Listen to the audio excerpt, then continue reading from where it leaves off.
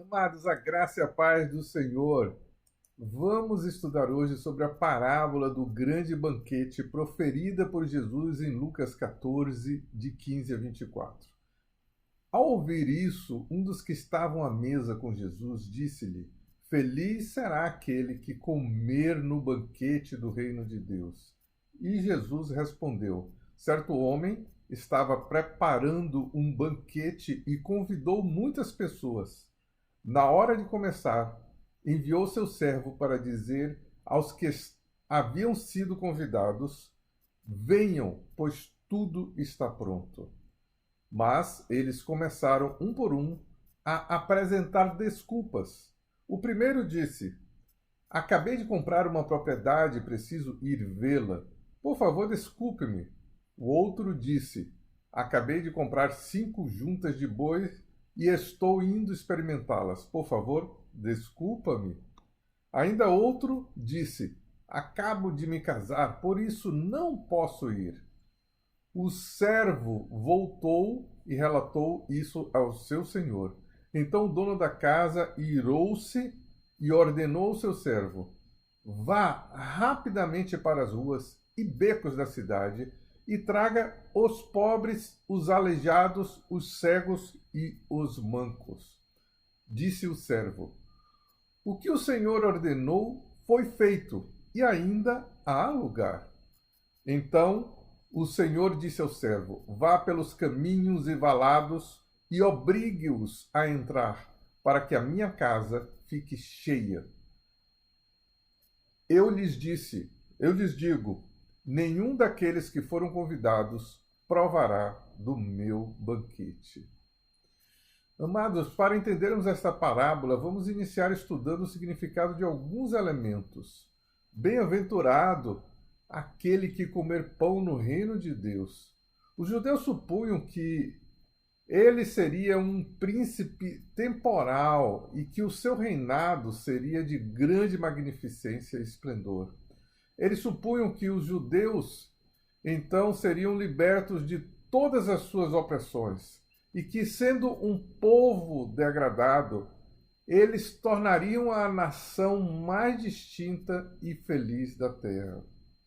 Assim era a ideia deles sobre a vinda do Messias. Para esse período, eles olhavam para frente como um de grande felicidade. Há alguma razão para pensar que eles supunham que os antigos justos seriam então levantados para desfrutar das bênçãos do reino dos Messias. Nosso Salvador, tendo mencionado a ressurreição dos justos, esse homem atendeu-a de maneira comum, como era comum aos judeus, e falou da felicidade especial que eles esperavam para aquele momento. Os judeus esperavam que somente eles mesmos participariam dessas bênçãos. Essas noções o Salvador corrige na parábola que ele profere. Podemos observar o seguinte: o banquete simboliza o reino de Deus. O Senhor da parábola simboliza Deus e o servo representa a Jesus Cristo.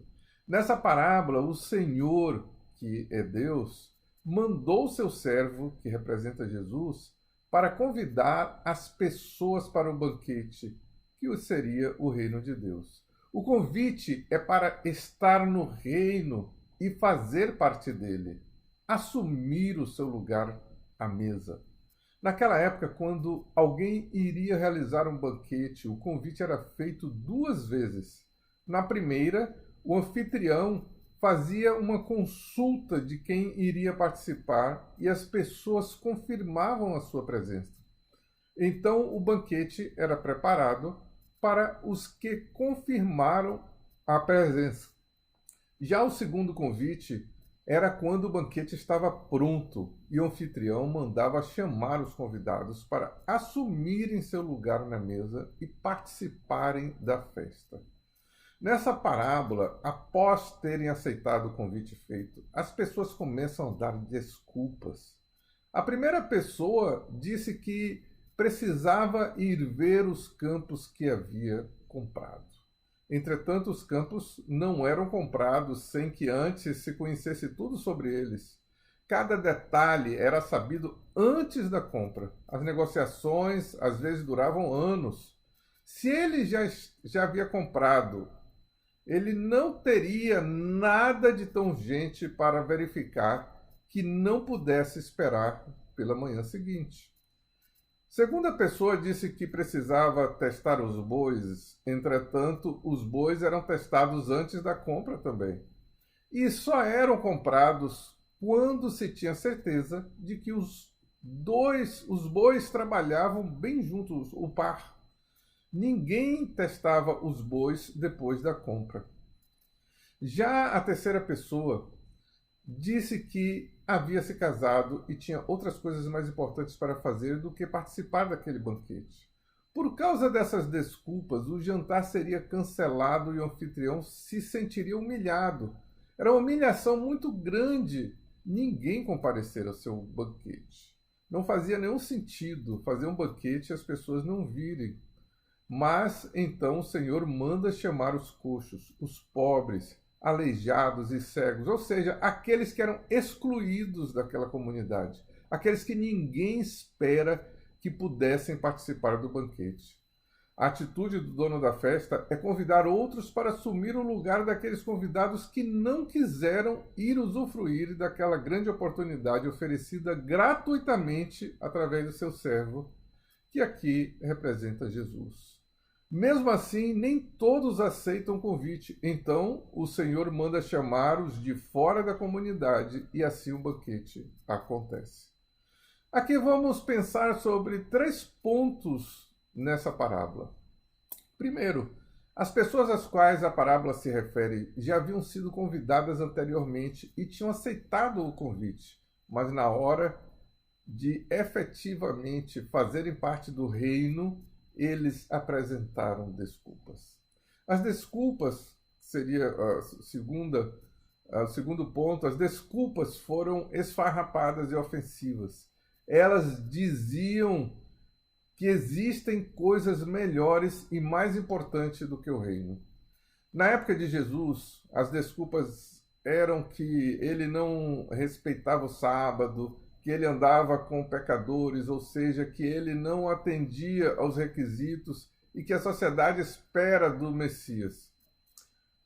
O banquete está pronto, Deus está chamando. Quais têm sido as desculpas para negligenciarmos o chamado de Deus para nós? O que tem sido mais importante? Será que a nossa família, trabalho, as coisas que nós queremos conquistar? O que é realmente que nos impede de aceitarmos o convite?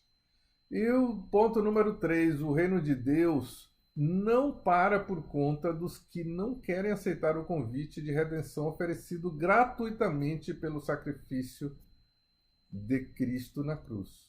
Deus sempre vai estender o convite até que alguém aceite.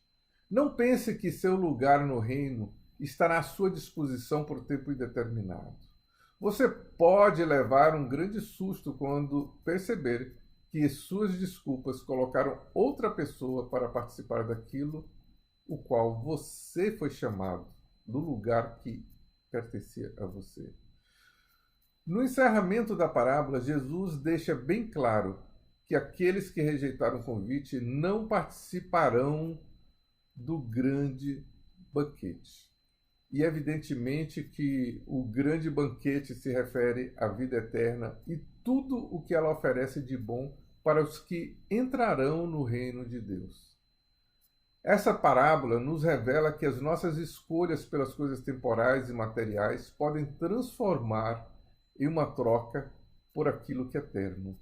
Sabemos que muitas vezes o que nos prende é o pecado. É aquilo que nós não queremos deixar de forma nenhuma.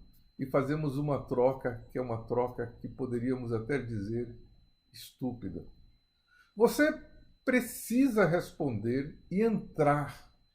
Não existe participação à distância no reino de Deus. Você tem que dar um passo, tem que tomar uma decisão, tem que fazer uma aliança, tem que saber que deixará para trás coisas que realmente Deus não concorda. Nenhum daqueles que rejeitaram o convite participará do reino. Jesus convida a todos. Resta você aceitar o convite, pois nenhum homem pode salvar a si mesmo, mas qualquer homem pode condenar-se a si. Oremos para que as coisas deste mundo jamais nos afaste do chamado de Deus para participarmos do seu reino eterno que Ele tem preparado para nós. Já que estamos estudando sobre a volta de Cristo, as consequências de aceitá-lo ou rejeitá-lo sobre o nosso destino eterno, eu gostaria de terminar esse estudo com as palavras de Jesus em Apocalipse 3:20. Eis que estou à porta e bato. Se alguém ouvir a minha voz e abrir a porta, entrarei e cearei com ele e ele comigo. Amém? Que possamos sempre estarmos atentos ao convite de Jesus e alegremente dizer sim ao seu chamado. Fiquem na paz de Jesus.